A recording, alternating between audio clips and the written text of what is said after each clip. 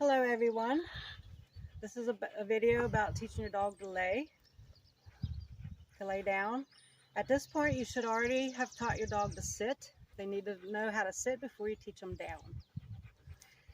And we're going to teach this without giving your dog treats. None of my videos are going to ever have treats for training. Their reward is praise, and their own reward is pleasing their owner. So with this, we need to hold the leash at the end again, like this. Your right hand at the end of the leash, and drop your leash as a loop down towards the end of the ground. Leave this hand free. Always say the dog's name first before giving the command. So it'd be Gracie sit, and then Gracie down. Put your motion of your hand down, and then step on the leash with your right hand. Come down with your hand and lift her foot up and press her down. Good girl. You tell her good. It doesn't matter if she stays down. The point is she went down. We haven't taught the dog to stay yet, so that comes later. So you can do it again. If she's not sitting, make her sit. Drop the leash down. Say, Gracie, down. Step on the leash.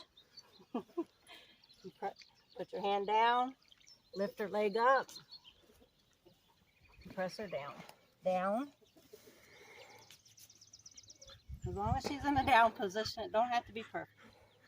Tell her she's good. This is the first time she's done this, so you can see she's not good at it. Keep the lessons short,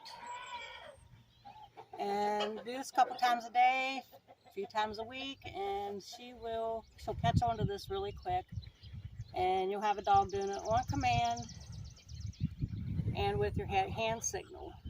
I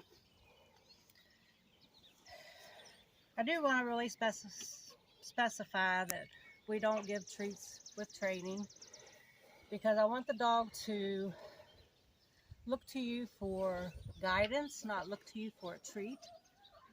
This keeps the dog calm. If they're getting a treat every time they do something, they actually get hyper and anxious for the treat. They will always want to please you and learn. I like to call it learning instead of training all the time. And so that's why we don't use treats. I also want to specify that we always say their name before we give a command.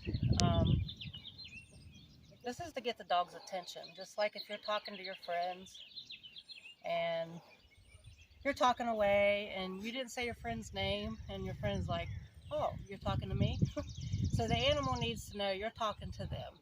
It also identifies them, and you get a better relationship with them. So it's like a person. Later on in our training, it becomes more and more important that you use the dog's name before each command.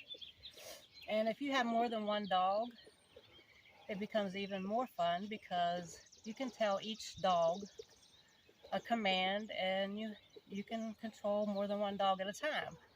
Say I have Gracie and then I have Luke. I can tell Luke to sit, stay, and then I can tell Gracie sit, stay, and then I can tell Gracie come, and Luke will stay in a sit and stay position. So it can be really fun that way. I also want to say I do recommend using a choke chain. I know a lot of people don't like that, but you're going to get a quicker response with that. I have not been using a choke chain for the sit stay or the down stay yet, but in my future videos I will be using a choke chain, especially when it comes to when I start with the heeling and pulling on the leash. That's in my upcoming videos. My next video is going to be on sit stay, and subscribe to our channel and follow us, and I hope you continue to train your dog and make this a lot of fun. That's a good girl. That's a good girl.